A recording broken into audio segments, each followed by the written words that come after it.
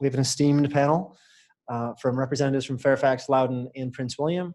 I'll let them introduce themselves and give a little background, and then I'll throw a big fat softball up there to get the discussion going.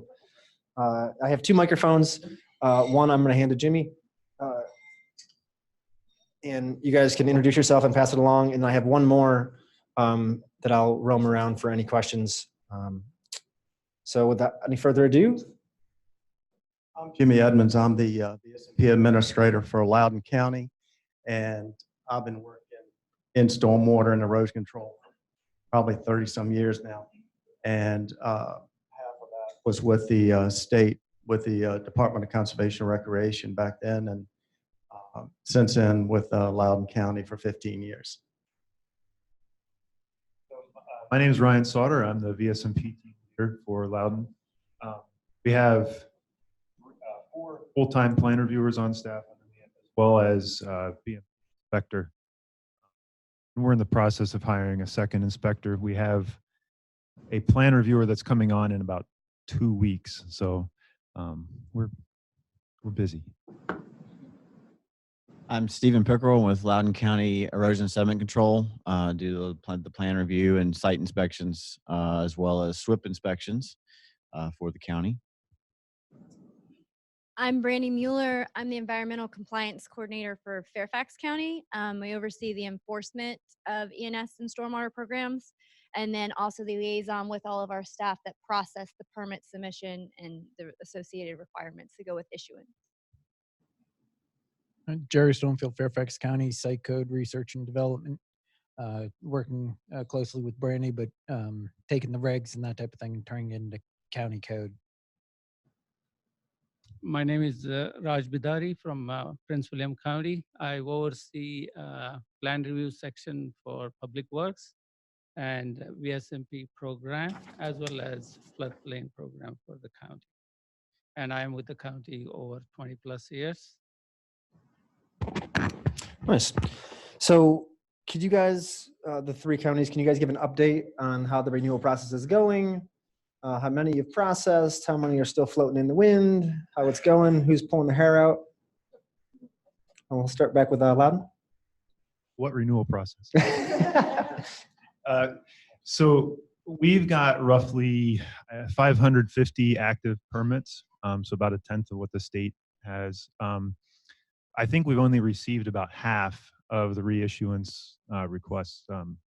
So as far as where we are in the process, it's a little hard to tell. I mean, we have the same people doing the plan reviews as permit processing. So, you know, we're inundated, like I'm sure a lot of other folks are, just trying to make time to do it. But I think we've submitted to DEQ about 50.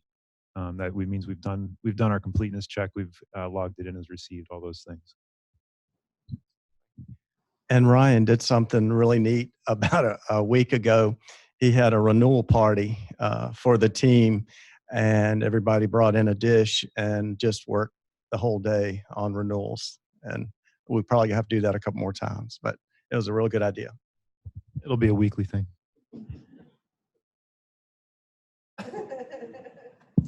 So our locality, Fairfax, received we had 464 active permits when we started.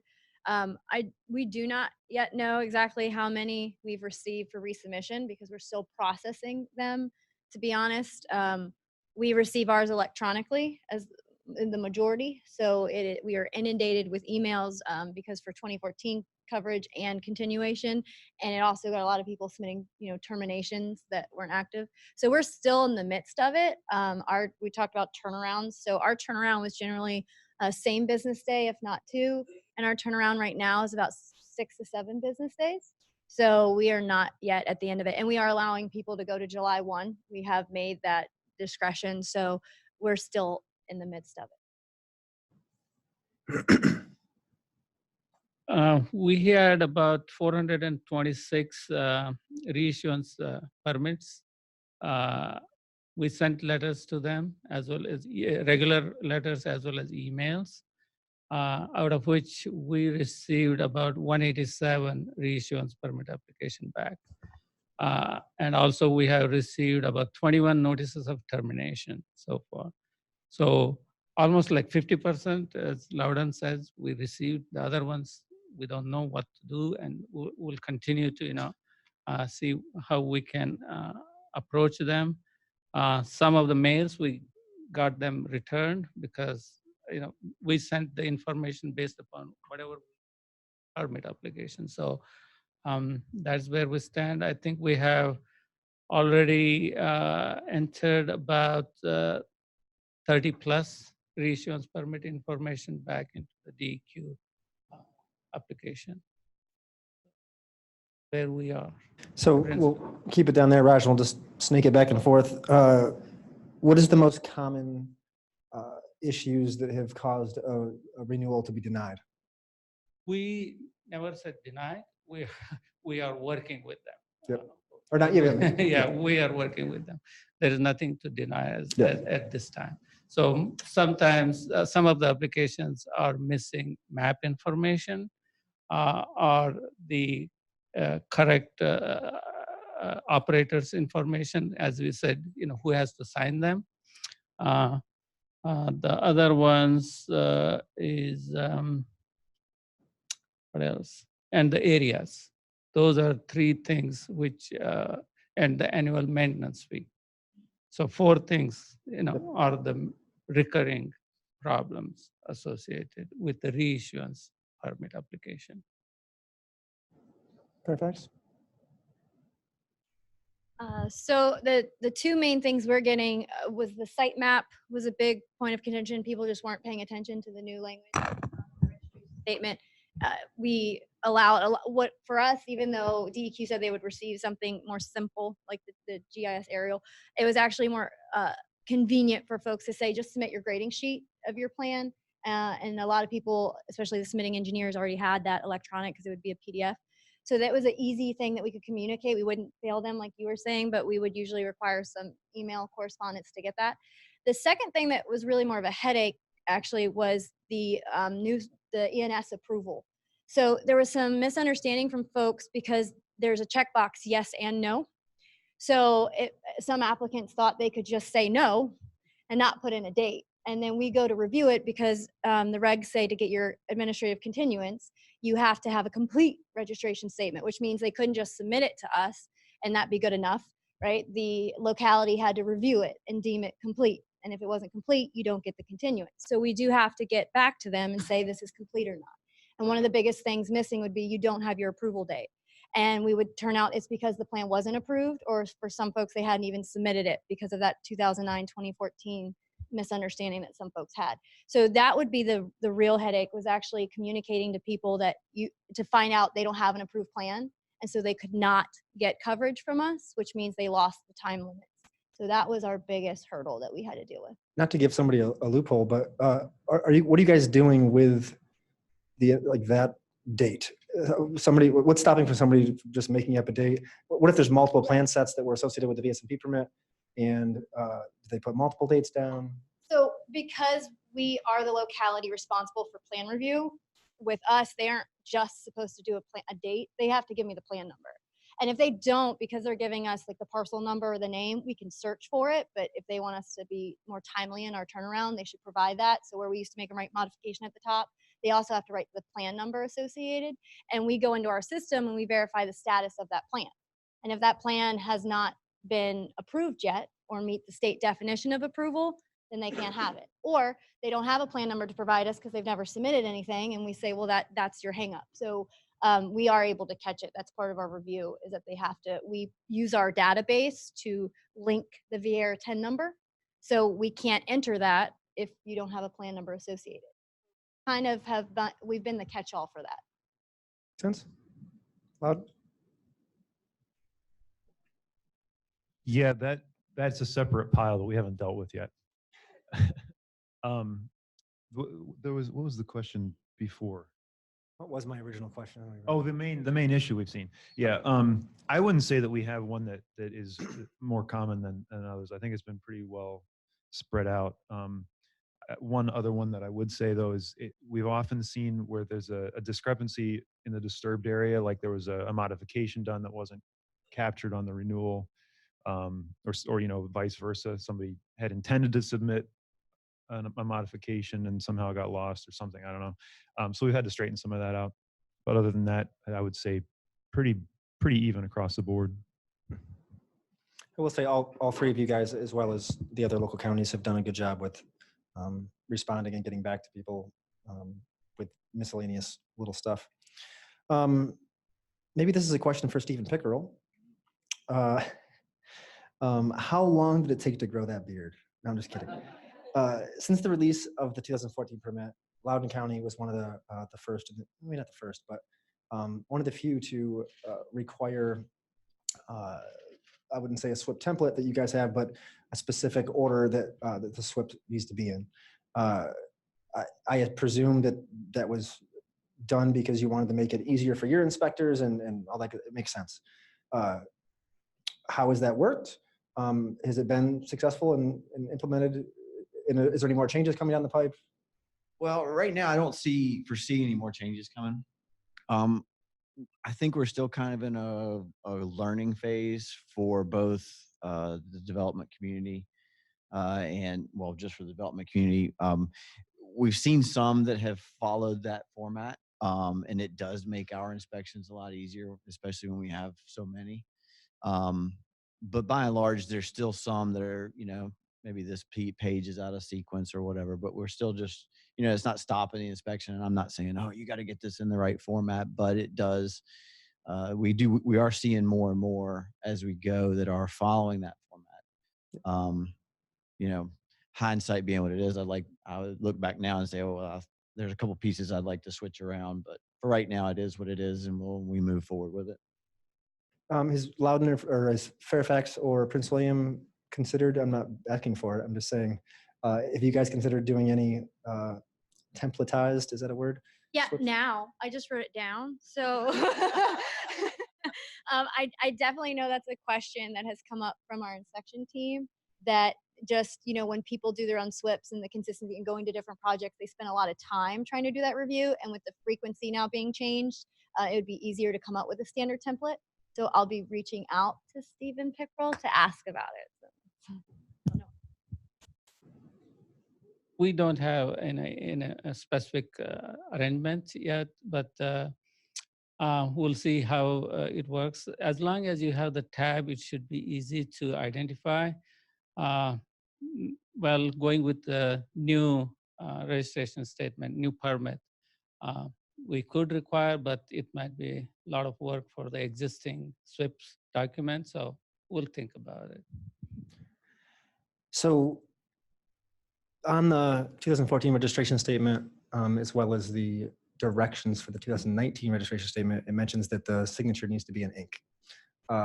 And all the VSMP authorities in this area have a fairly wide variety of ways to submit, or additional, maybe you need the inspector to sign it, or it's got to be at the pre-con, or it's got to be with the plan set. Can you guys briefly go through what is digitized in the permit process, and maybe overall, like Loudoun has Lola, so you can actually look up some plan sets and stuff. And do the other counties have any plans to digitize stuff in the future, or for online submittals? So where do you guys stand on that front? All three. Does that make sense? You mean just the registration statement? I started with that, but I kind of got bigger scope.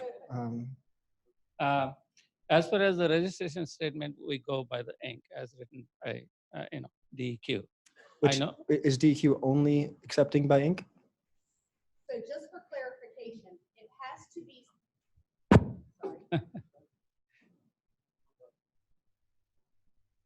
So for our purposes, the registration has to be signed by a human, as Holly likes, those that know Holly, Holly likes to say, it has to be signed by a human. It can't be typed in as, Joe Smith signs this as his signature. So if it's signed, it can be scanned and submitted. So we are accepting them electronically. It just has to have a real human signature. And that's not the We case? haven't, we haven't done that way. We have actual signed copies. As far as the plans are concerned, county is looking into it in a pilot program. They're running it. It will be a couple of years down the road. So it's coming. Nice. Yeah, Fairfax, we do allow for the electronic submission for the registration statement and all the notices that way. For plan submission, yes, we are going to an e-plan system. We had a pilot program going. We are rolling out based on plan types, different types of plans that can be submitted electronically through the project docs Excel system, so that you have to be signed up and that type of thing. But we are going to that. And eventually, we will go to all electronic submission. And if somebody comes in with a paper copy, there is a digitization fee that for the county to scan it and put it into the system based on the number and size of the plans and that type of Only thing right now, so my previous job as the records manager, so Fairfax County has already gone 100% to digitization of our records and gotten that approved. And so because of that, that's why we accept everything electronically, because ultimately we'd scan it anyway. So it'd be pointless to require someone to have a fresh ink if our program is digitized. The only thing is that's different. The only thing right now that has to remain ink copy is any development agreements or like the bonds. All of that, per our county attorney, has to still be an ink signature. And so that has to, the only thing that can't be digitized or sent in electronically, but everything else can be. Yeah, we're also moving entirely to digital plan review. That's going to be kind of rolled out gradually, I think, over the next year and a half, but probably starting in the fall. As far as the registration statement is concerned, yeah, we are now accepting the scanned, emailed PDF, whatever, copy of it. We've also talked about in the future trying to figure out how much sense it makes to, well, I should back up. So when things are with our digital plan review, everything is going to be submitted online and reviewed in the cloud. And so what I think we would like to do is with the registration statement, make it so that the information on it is typed in form form format, so we don't have to do all the registration statement data entry, but then also have a copy of the scanned form because of the signature issue. So there's an initiative by EPA right now called e-reporting, and it applies to all of the NIPD's permit programs. Ultimately, the goal is to have all registration statements, permit applications, reports, all done electronically so that it filters in through the permitting agency up to EPA's electronic system. So I would encourage the VSMP authorities, as you think about that, let's have some conversations, because there's some deadlines during this permit term that are supposed to happen with e-reporting. And we're trying to figure out how that's going to work with VSMP authorities. Interesting. Yeah, just one thing about allowing the scanned signature on the registration statement. It's made it so much easier for them to modify it and send it back in rather than get another hard copy in. So it's helping us a lot. And related to the going from paper to all digital, it's hard for old guys. I'm not trying to hog the questions. I always ask more. Do we have any questions out here that wants to throw at any of the counties till we spark something? Just throw something. Is it a coincidence that, fire away. Is it a coincidence that everybody sat on this side when they're all over here?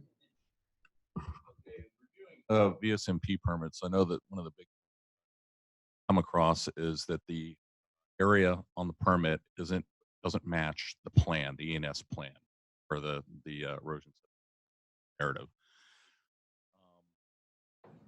In the field, I know that the site inspectors have the ability to put those controls or the clearing limits, for down area or whatever. That ever triggered a modification to the original plan permit? I would say yes, it should. I mean, I don't know how often. I don't think I can't speak to the field management side of it and how often you all run into that. I mean, with the redlining and things, but yes, it should. I think, and we haven't had that many instances where we're expanding, at least not to my knowledge.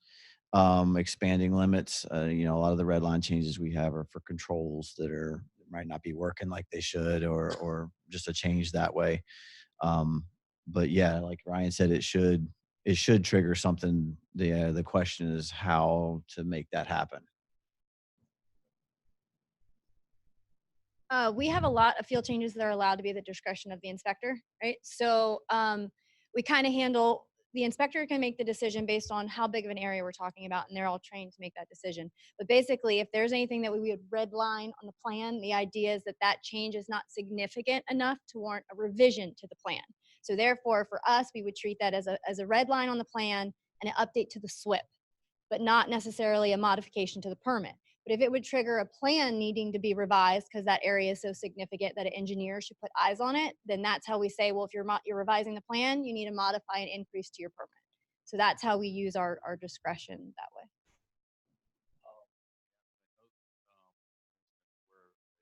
Permit was, well, single family development went in, family house rather, on a 0.99 acres of disturbance. Found out later that disturbance was more than 2 acres. So there was no permit required, but yet it was over 2 acres of disturbance. So that's where I'm like, well, where would this trigger? Yeah, that would have triggered. Yeah, I feel like that's not that that's not that minor thing. But that's also under the auto coverage. So to us, that would have been something that, again, the inspector could have handled. They wouldn't have to come in to staff to submit and pay the fee and all of that. The inspector would have pointed to where we have that form on the website, the SWP template, and the automatic coverage. And so it's really not going to hold up development. And they would have given them usually like 5 business days to obtain that. And if they don't, we would have written a notice of violation for not having coverage. I agree with Fairfax as far as the changes in the field, you know, for these subdivisions or the site developments.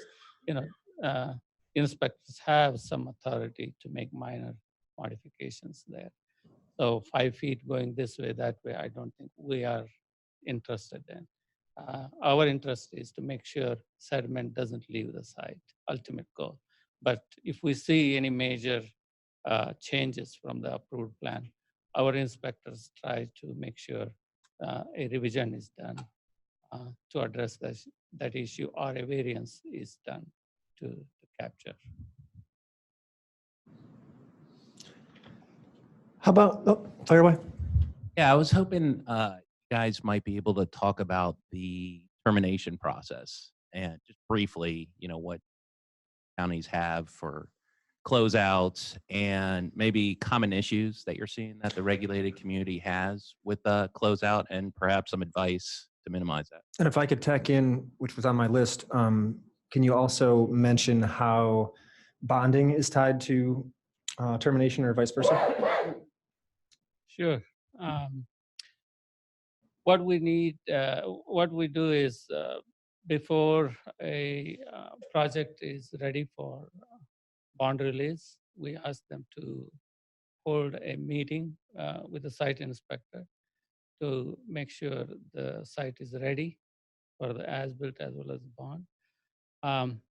So once the as-built is done, there's a time lapse between the as-built review and approval versus the bond release. It could be months or it could be sometime years.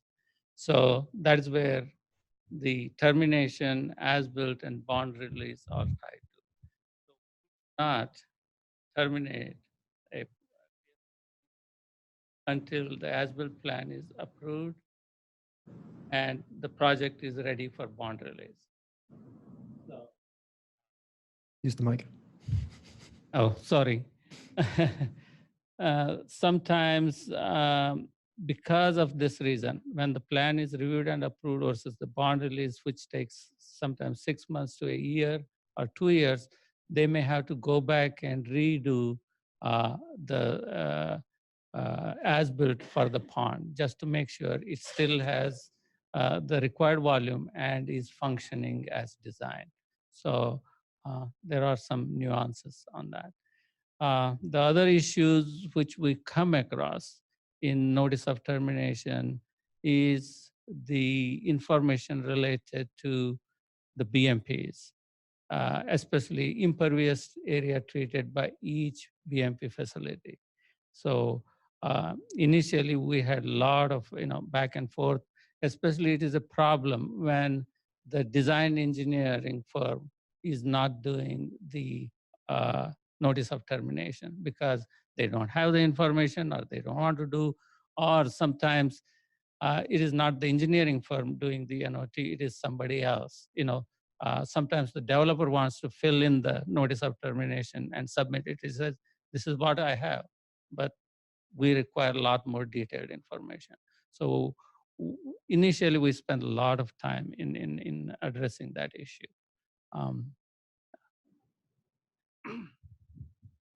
On top of that, on the BMP, Fairfax has third-party construction certifications that as the BMPs were being installed, there are different components that we need to be inspected. It's not the county's going to be over there every day watching them put in every single thing, but especially some of the facilities that have underground components, or when it's all done, will be completely underground concealed.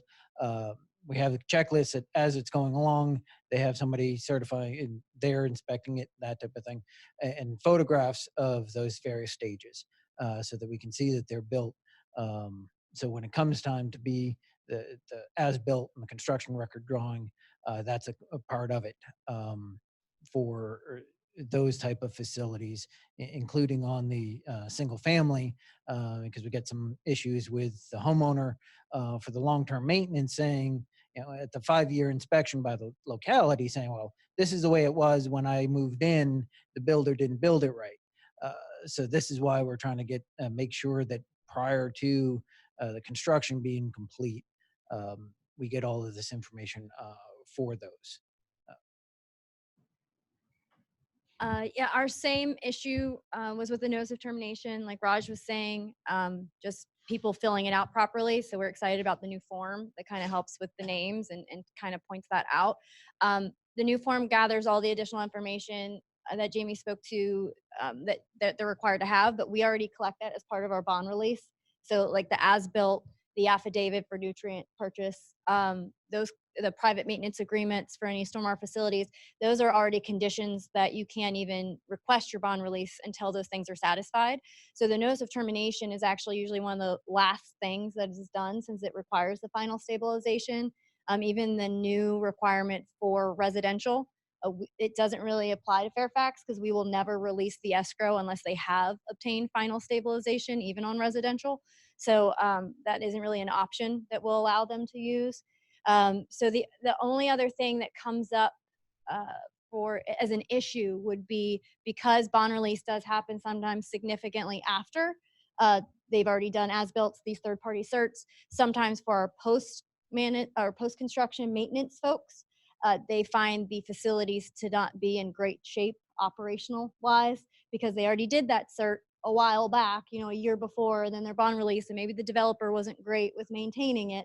And so by the time our folks go out to enforce it, they wouldn't have accepted it. So to try to help with that, we're trying to encourage or invite those folks to do a final site walk with our site inspector, especially for big projects, because there's a workload issue, but to kind of evaluate it to make sure it's acceptable to them so that we can make them fix anything before we give them their money back, because that's the biggest leverage we obviously have. So that's our biggest issue.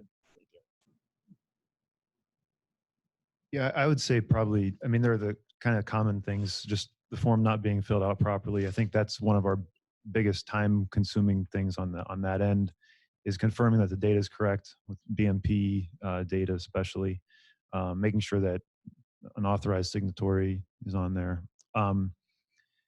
Loudoun's a little bit unique compared to other localities in that we do maintenance of most of the stormwater facilities in the county. So we work pretty closely with our Department of General Services to inspect the facilities at time of termination. But it's a little bit tricky at times because there's not necessarily a one-to-one relationship between permit and bond, for example. So the bonds are tied to a site plan or construction plan, but you might have multiple construction plans under a given permit. So our goal, it could come in, the notice of termination could come to us concurrently with that bond release package at the same time, or not. And so we have to work kind of on a case-by-case basis with our infrastructure compliance team who does bond release for us, and also with general services. I think the other thing that can kind of hold up the process is for certain BMPs, because we do the maintenance, there are certain BMPs like wet ponds and underground facilities and certain manufactured treatment devices that require maintenance agreements aside from what is covered in our ordinance. And the timing of that can be a little tricky. Sometimes people don't understand that they need to get that information in. Any questions bouncing around out here? Just one question for the locals. Are you guys requiring, you go on site and find that the final site design is not matching the final stormwater approved plans? Are you requiring a modification to those plans before you'll terminate?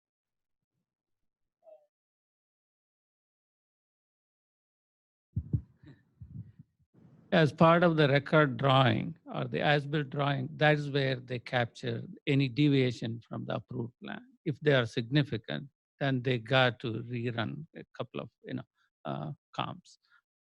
That is the purpose of the as-built plan. They would obviously have to come back in if it involved change in the design of a facility. They'd actually have to come back through the process, back through engineering That's review. what DEQ is doing as well. Yeah. Yeah, it's kind of a matter of scale. Can you guys describe your layers of enforcement, your levels of enforcement from the first time, the county inspector comes out and says this is a deficiency, or right up through a warning letter, a notice of stoppage? Like what's the levels that you guys have, and how do the... For Loudoun, I'm going to let Stephen answer that question. So I assume we're talking permitted sites.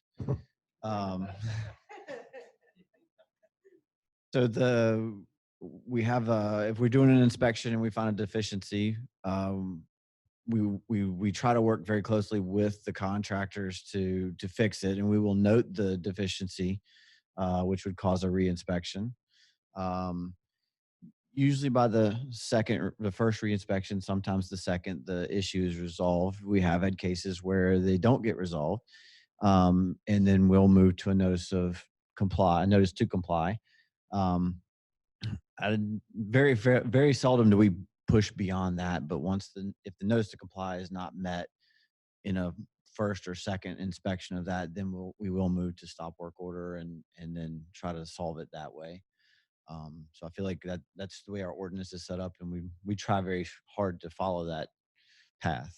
So Fairfax County is pretty much similar to that for permitted. We have the warning letter that we work with first, and we set a date based on the scenario of how quickly they have to resolve it. If they go beyond that, we issue a notice to comply, which we call our notice of violation. And then if they would go beyond that, we would do a stop work for either a portion or all of the site. And if they move to a stop work, that's when they actually are active inspection folks would forward it to my group for further enforcement.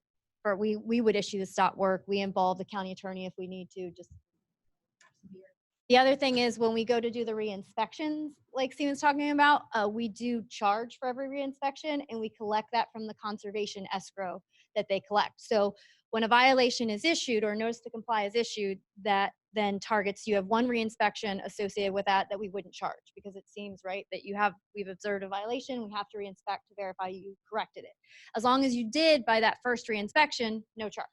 But if it takes more than one, we then collect per inspection out of the escrow. So when you go to require that release, we give you less money back.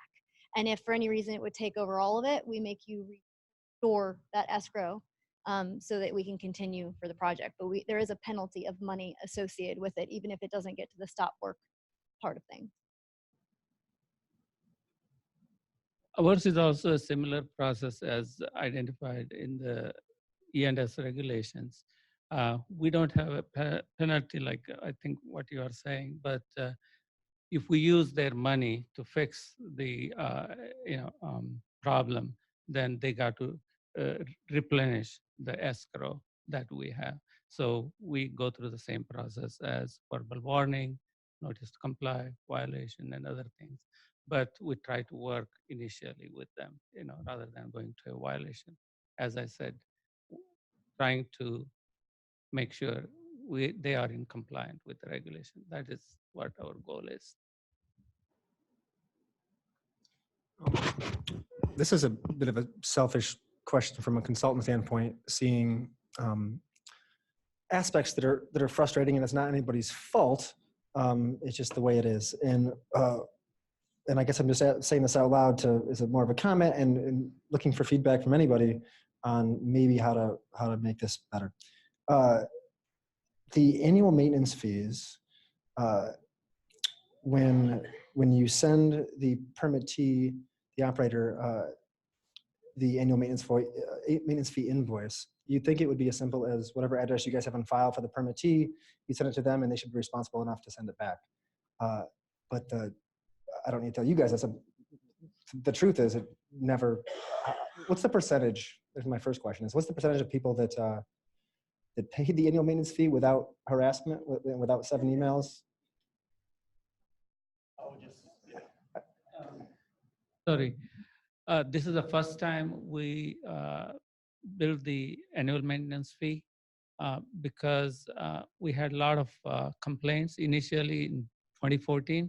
All the development community was complaining that it's getting very expensive for them to do business because of the new stormwater requirement. So we didn't implement annual permit maintenance fee requirement until this year. So this is the first year we sent it. So we don't have information to respond to your question at this time. It's staggering how many clients we have. We have a couple hundred jobs that we deal with. How many had no idea about the annual maintenance fees, or did we pay them or not? And then it's like, we're calling these guys, but like, hey, did this guy pay or no? Which is not the most efficient way to find this information out. But they didn't know if they got it in the mail because their permit, the operator was listed as a company in Boston, and then or it went to somebody else in their office, and it just did not make it to the right people to cut that check. And then they have no idea if they paid it, and they're looking at me, and I'm like, I don't know if you paid it. I don't know if you got it. I didn't get CC'd when the agency let them know, and I don't know what the answer is. Like, you guys are sending out an invoice to an address that got a permit, so I'm not sure. There's no magic bullet. The big problem is the change in the contact information. Yep. There's no doubt about that. And then, several calls after that. We've been getting about 85% at Loudoun County. This year we're right at about 75% at this point. But I am worried about the other 25%. Yeah. Just getting a hold of the right person. Yeah. Interesting. So that exact issue it is frustrating from a regulatory standpoint, which is why we included that new section in the registration statement. Tell us who your billing contact. Yeah, it did. That will help. That will help. There'll still be those, certain ones that the context changes or what have you. But that exact, DEQ is pretty lucky. We keep about 1,200 permits active. And I would say it's a handful that don't pay, but we typically do emails. But if it bounces back, then that gives us some indicator and we can start tracking down that person. That was I was going to ask, so the email address that's listed on the registration statement, do you guys also email associated with the maintenance fees? It is the most time-consuming part of my job this time of year, is trying to locate these people with all the calls. And Yeah. things. It really is great. Yeah. I'm not trying to get in trouble with Jamie in the room, and maybe we will. So she'll tell me whether or not this is right or wrong. But so Fairfax County does something completely different. We actually, so as part of our bond process, when they have to submit, when they come in for bond, we do a calculation, right, for how much the bond's going to cost. And so we're dealing with the developer. And so at that time, they have to submit a development agreement where they tell us how long they project this project to be, which they also put on the registration statement. So we have a start date, end date. Based on those dates, we collect the maintenance fee upfront. So we say you're projecting that this is going to be a 4-year project. So we collect right up there with the bond, the maintenance fees for those years. And then when they go to do a bond extension, because they're like, hey, we're going to go for 3 more years. We make that, yeah, I was like, Jimmy, you want to write that But down? you're- So we don't do, But the time, the amount of time the project is going on, the length of time for the bond is probably more accurate than what they filled out on the registration statement, right? Because that's a wild well, they guess. collect it at the same time. So that's part of the bond package is when you submit your development agreement, you also have to apply for your VPDES coverage. Mhm. So we're actually able to make sure it's more consistent. And when it comes to bond extensions, we have a developer. So we have someone that's an accurate point of contact. So, and they're kind of the project manager over the whole thing. So we collect that money up front so we don't have to chase anybody down. And then when they come to do a bond extension, they're coming to us. So it's easy to get additional money because we have that same person and it's, you know, whoever's registered with the SEC, they have the same requirements. So that's how we've been handling it. So we don't deal with the April 1st issue every year. So as far as you know, it's been working out pretty well as far as the prediction of how long the project lasts. Yep. Yeah, because we have that bond extension or bond release. That's our catch-all that helps us. So we didn't have that hang up. And it also meant we didn't have to check that for reissuance this year, which was a lot less work we had to do for our staff. And from the permittees, the consulting world, like Fairfax was easier this year because of that. Like, I'm like, we never are. Thank you. yeah. On one thing you did good. Do what you got to do. No, the annual maintenance fee is not a requirement for each local VSMP. It is to basically collect fees for implementation of the program. And whatever you do at the local level, the only thing I would say is that if it's part of your stormwater ordinance, it needs to be consistent with that ordinance. But, you know, we don't get a portion of the local VSMP fees for maintenance. And so we're real hands off on that.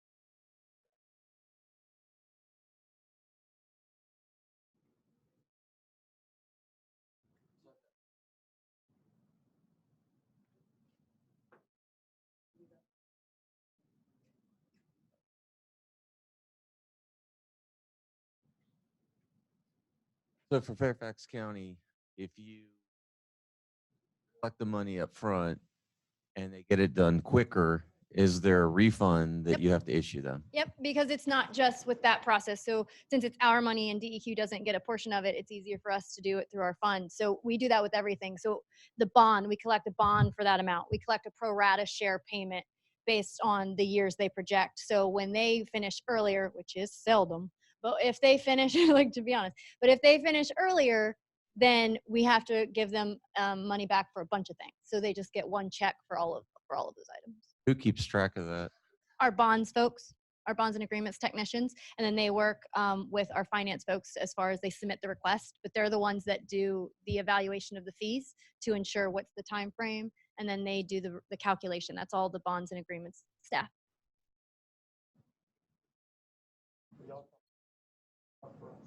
Yeah, you guys give me your slip. I'll give you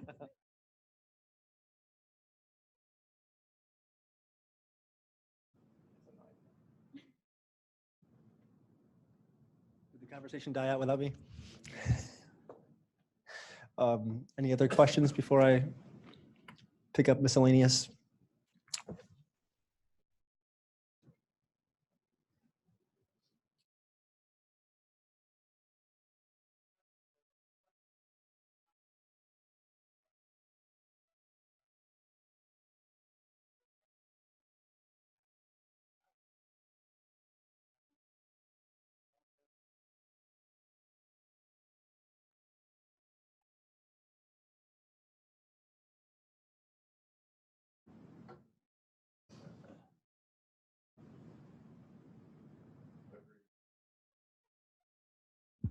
Yeah, the problem is that each locality has their own ordinance and their own LSDO, you know, land subdivision ordinance. All those things are different and dictate different processes. So we're bound by what's adopted at the above our pay grade. Can each of you guys describe the permit modification process?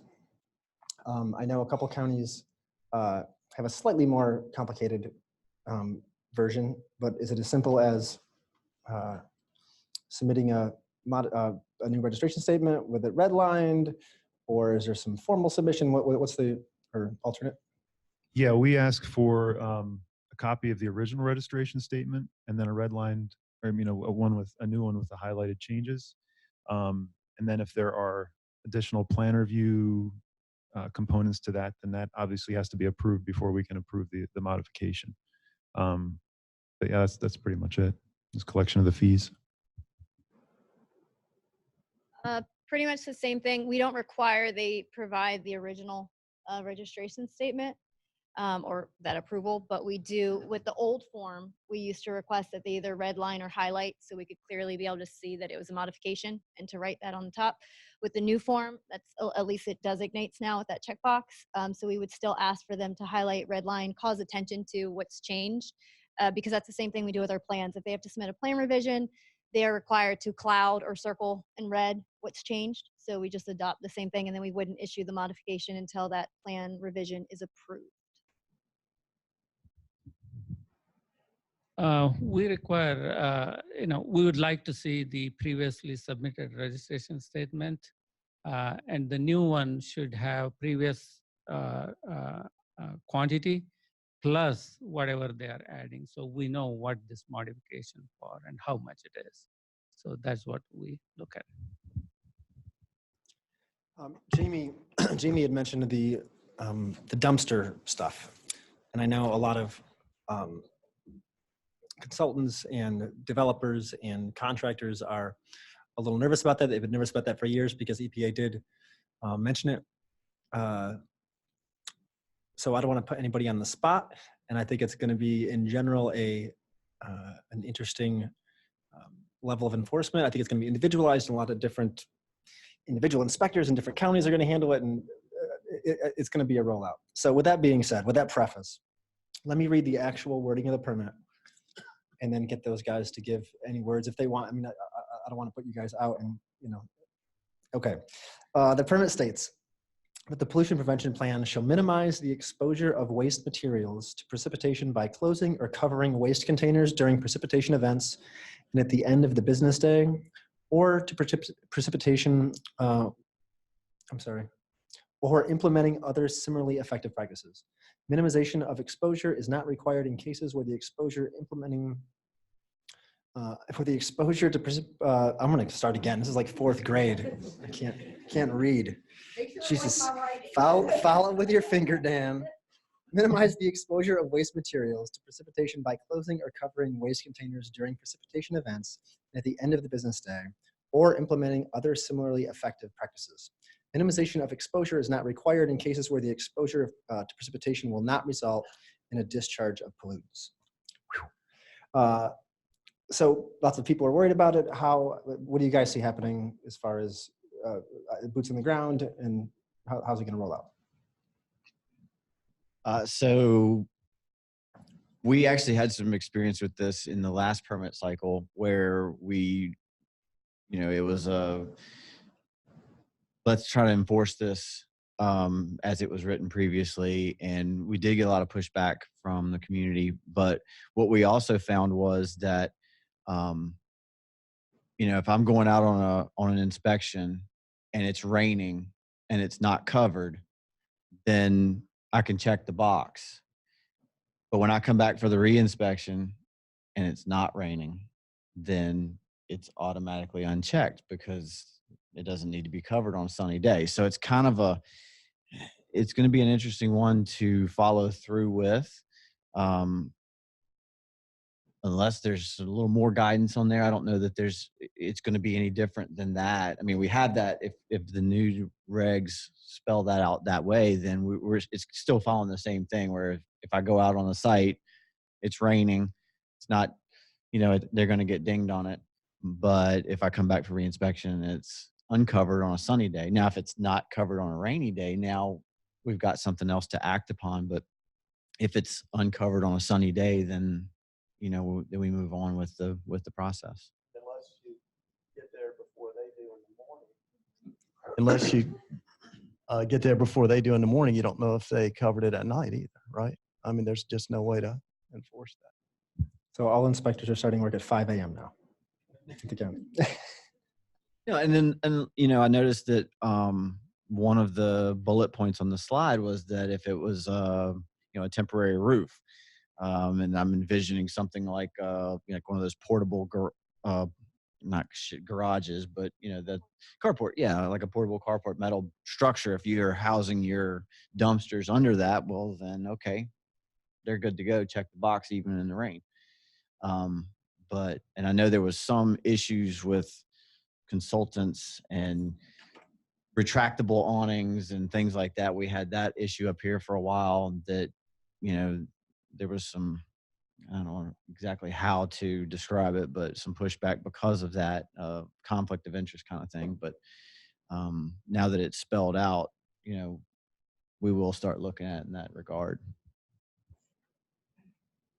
Our inspectors are definitely concerned with that enforcement for the same issues you talked about. They'll hit them if they see it, right? If it's something active. Our biggest concern is we do have called a hotline, but we allow now for complaints to be received 24 hours for active construction projects.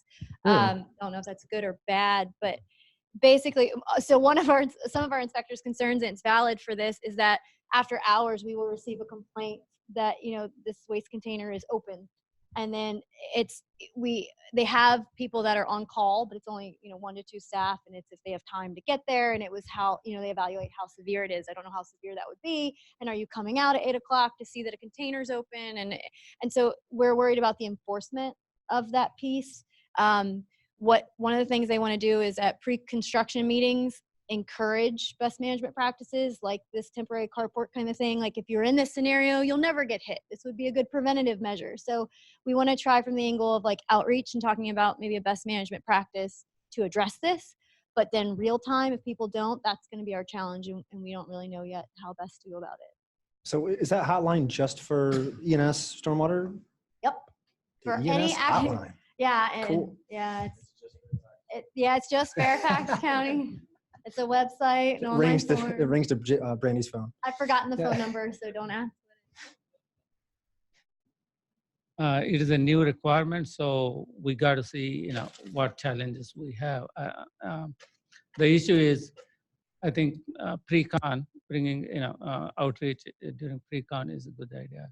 The other thing is we need to probably identify what measures they have to cover it in the field. They are not going to bring it in every time it rains from somewhere else. So maybe find out, okay, what do you have to cover it? We'll see. Dan, can you read the second sentence of that condition? Because I think that's a very important part of the condition that the TAC discussed. Jimmy and Jerry were both on our TAC, and correct me if I'm wrong, but there was a lot of discussion regarding this particular item. Definitely, and it could have been a lot worse because at one time it said when not in use. So minimization of exposure is not required in cases where the exposure to precipitation will not result in a discharge of pollutants. Will not result in a discharge of. So it's a well-crafted sentence. Yeah, well, I mean, you've got different levels of these containers, and I don't know what's practical and what's not, but you do have leak-proof containers. So if it's a leak-proof container, there you go. I think Toll Brothers has every good container in the state, because and I don't mean to call out Kevin and Toll Brothers, but this is a compliment to them that they are very adamant that their dumpsters don't have holes in them and their quality. And I feel like when I go to these sites, that those companies, the dumpster companies, must be like, oh, just shut Toll up, just give them all the good ones, and we'll give everybody else all the bad ones, because they're the ones that want always the squeaky wheel. That's interesting. Jamie, has there been any other discussion at DEQ staff on the phrase of other approved or other equally effective measures since the TAC discussion, as far as what would constitute that? So, because when you have such a broad phrase in there, that sounds like it gives the locality, the inspector, some discretion. It's what else besides a tarp or a cover or a roof would be deemed equally effective? So I won't, there haven't been discussions specifically. We have gotten a couple questions, and I would point to the EPA permit that talks about, and I included this on the bulleted items, tarps, sheeting, temporary roofing. You know, we've talked about secondary containment, although a lot of folks have said that that's not very practical in some of these sites. So those would be the things that I would expect to see as an alternative. Not saying that those are the only things, and I think it is going to be some discretion of the VSMP inspector. And I was going to say that we have had a lot of good experiences with Toll and their leak-proof containers, and the other thing that falls into it is the practicality of being able to put a dumpster under a roofed structure. You know, most of these dumpsters are going to be sitting on a street, and then so you're going to have a roof structure over the street. I foresee a lot of tarping, just because it's yeah. But just because of the, you know, the location of where they're going to put the dumpster, and then being able to have to move it out often. Dumpster locations change very frequently. To be able to put it back in the same location each time might be a little more difficult. But yeah, so I was going to also call out Toll for their leak-proof dumpsters. I definitely appreciate this conversation. Doing some work in DC, we've had to go under the federal permit, and that's been very problematic. It's something that's obvious to an inspector, and they spend a lot of time, you know, looking at it. So if we could continue this discussion, regulatory format, maybe. What other aspects of the EPA permit, the NPDES permit, have you found either different than Virginia or more challenging, less challenging? Similar in many ways. That was a big one. The dumpster thing, definitely a big one. What we did there was large magnets and tarping. That seemed to work the best, but you know, ideally you'd put this off on the manufacturers, the dumpster companies. I mean, if this is going to be all-encompassing requirement, then hopefully that they'll help take the burden. There is a company that makes a kind of a crank, like in the back of a dump truck, like a crank thing. I don't know how it works. Didn't we run across that, Jody?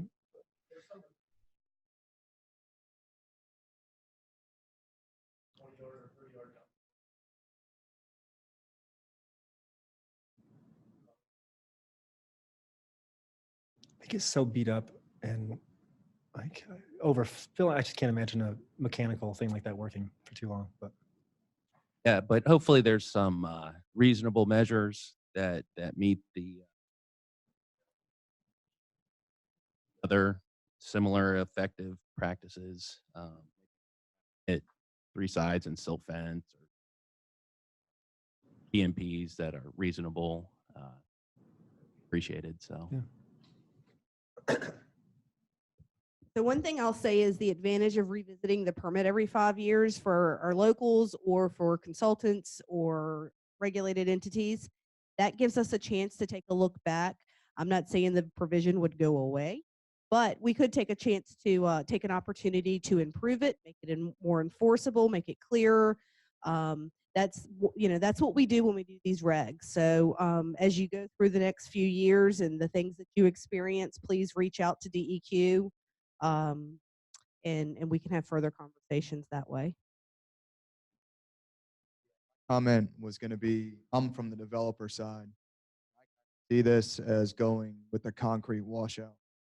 I think the regulations are going to go, people are going to innovate, try to capture it and do whatever they're going to do.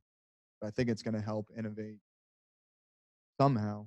I don't know how you do it. We do large commercial and we have 20 dumpsters on site. So I don't know what we do there, but we also do small projects. It'll help innovate somehow, but I think everybody has to work together on how you manage that and control it. Any other questions, comments?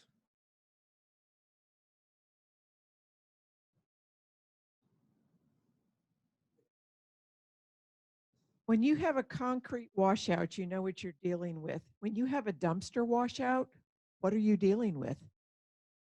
The liquid. How would you deal with that?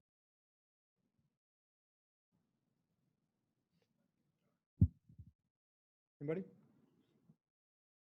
Like you're referring to dealing with the liquid that fills inside the dumpster? And whatever is in the dumpster that it's washing over.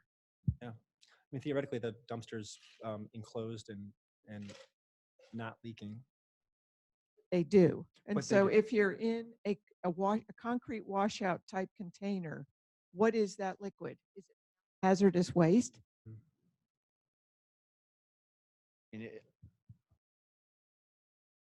No, I think the intent of this is that the interior of the dumpster is not getting wet.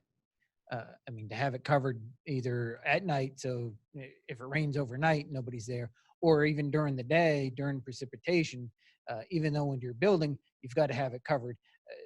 The intent is so that the contents of the dumpster do not get wet. And then you don't have, a half full bathtub full of who knows what. That's the idea, is to keep it so that it's not getting washed off. But every dumpster I've seen has holes in it. Except for Toll Brothers.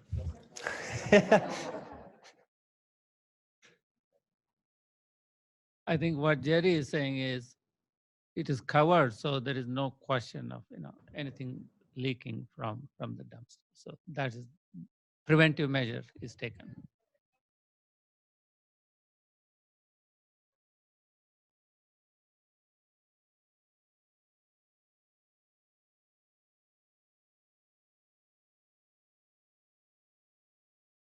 Well, that's what I was kind of at.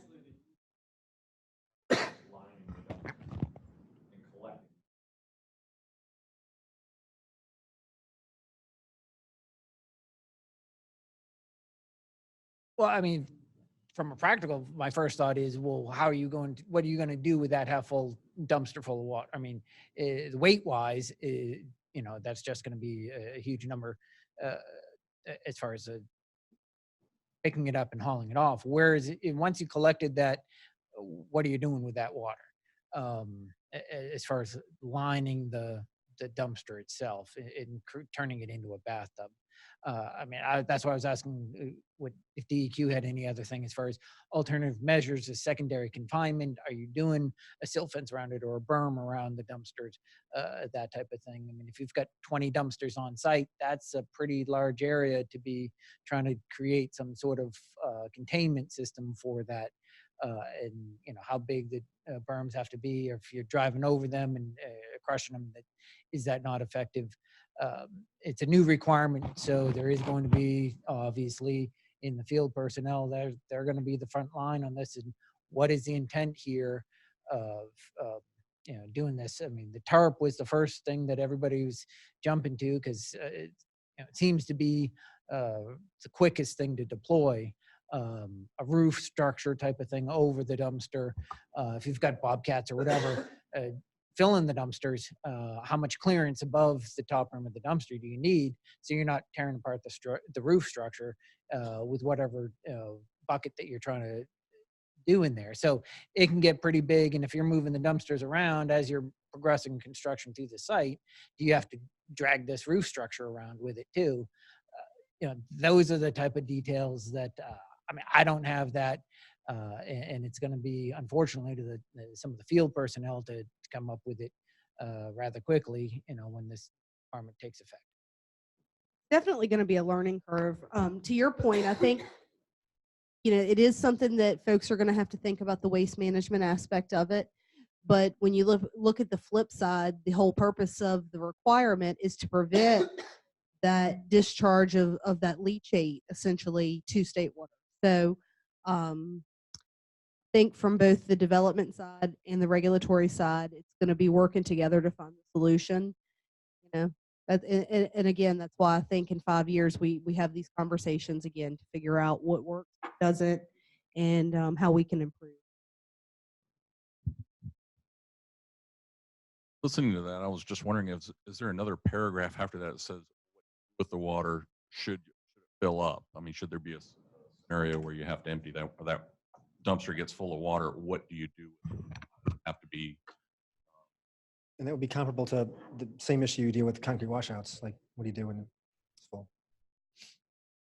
Do you guys get asked that question often? It's like, my concrete washout's full of water because it rained hard. What am I supposed to do with this technically?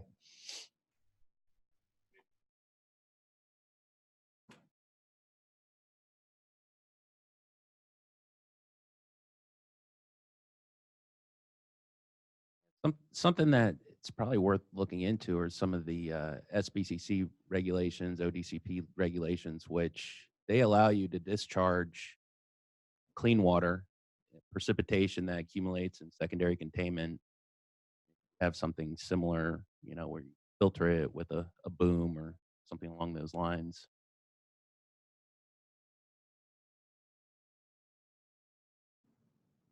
I think, we have in the past, we have come across a few that have filled up with water, but seems like they're very few. And lately, the washouts that we encounter are shallow enough where, or not in service long enough that they're accumulating that much water, even given the amounts of rain that we've had lately.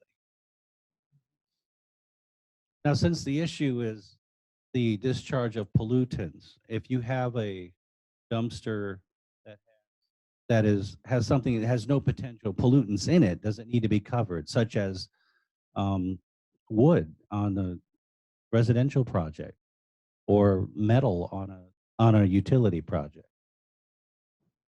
I would have to say that's probably too hard to regulate because you don't know who's coming back behind you and using that dumpster. I mean, you put some 2x4s in it and some metal in it, but the concrete washout guy came behind, or maybe the paint guy came behind and dumped some paint in there or something. It's be very hard to regulate that way. Any more questions? It's your last chance to harass the counties. Okay, thank you, Fairfax, Loudoun, and Prince William.